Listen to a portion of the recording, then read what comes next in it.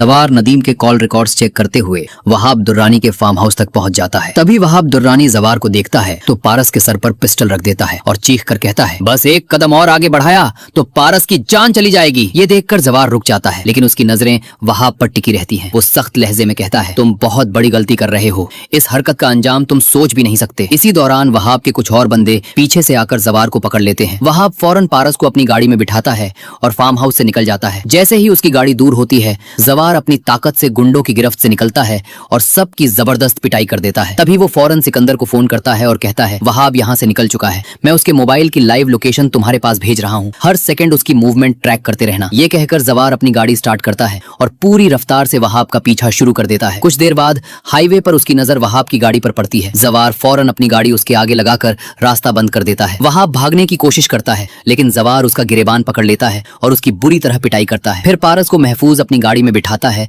और वहाब दुर्रानी को भी साथ लेकर सीधा बेहजाद शाह के घर पहुंच जाता है। बेहजाद शाह जैसे ही पारस को सही सलामत देखते हैं, फौरन उसे गले से लगा लेते हैं। उनकी आंखों में खुशी के आंसू आ जाते हैं। वो जवार की तरफ देखकर कहते हैं, बेटा तुमने आज मेरी जिंदगी का सबसे बड़ा बोझ हल्का कर दिया। अपनी खुशी का इजहार करते हुए वो जवार को एक नई मर्सिडीज गाड़ी तोहफे में दे देते हैं। इसी वक्त सिकंदर वहाब दुर्रानी को पकड़कर ड्राइंग रूम में ले आता है। वहाब दोनों हाथ जोड़कर बेहजाद शाह से माफी मांगने लगता है और कहता है, मुझसे बहुत बड़ी गलती हो गई। इस साजिश में नदीम भी मेरे साथ था। मैंने उसे 3 एकड़ जमीन देने का लालच दिया था और उसी के कहने पर पारस मेरे पास पहुंची। ये सच सुनकर बेहजाद शाह का चेहरा गुस्से से लाल हो जाता है। वो फौरन पुलिस को कॉल करते हैं। पुलिस आती है और वहाब दुर्रानी को गिरफ्तार कर लेती है, लेकिन बेहजाद शाह इतने पर नहीं रुकते। वो फौरन नदीम के घर पहुंचते हैं और उसके मुंह पर एक जोर का थप्पड़ मारते हुए कहते हैं, आज से तुम्हारा मेरी जिंदगी से हर रिश्ता खत्म। तभी सिकंदर पुलिस को अंदर ले आता है और पुलिस फौरन नदीम और आफ्ताब दोनों को हथकड़ी लगाकर अपने साथ ले जाती है। ये मंजर देखकर शाहीन का जहनी तवाजुन बिगड़ जाता है। वो चीखने लगती है और अपनी पहचान तक भूल बैठती है। मजबूरन बेहजाद शाह